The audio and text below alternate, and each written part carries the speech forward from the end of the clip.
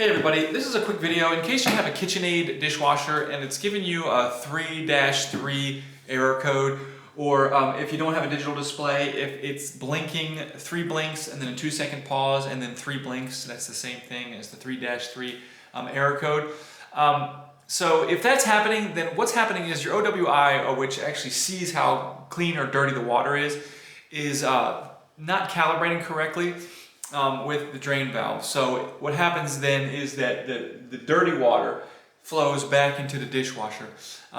So what you need to do to get this fixed is you're going to have to disconnect the dishwasher drain hose connection from the air gap or the garbage disposal if you don't have an air gap. And then what you need to do is you got to pour water through the drain hose to see if the water backs up into the dishwasher tub.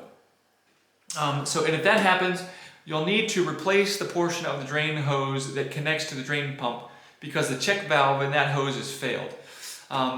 If the water doesn't back up into the dishwasher through the drain hose, then you'll need to reconnect the hose and run service diagnostics tests according to the instructions in the tech sheet. And you should see a low soil level indicated during the OWI test in the diagnostic mode. If you see high soil level during the OWI test, then you can unplug the dishwasher and clean the OWI sensor.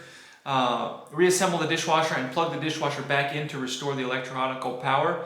And then run the diagnostic test again and see if you can calibrate the OWI sensor on the next cycle. And then run a normal cycle and see if things haven't been cleared out. If none of that works, you'll have to actually replace the thermistor or the OWI sensor. So anyways, hope this helped you figure out what's going on. Thanks a lot for watching. Have a great day.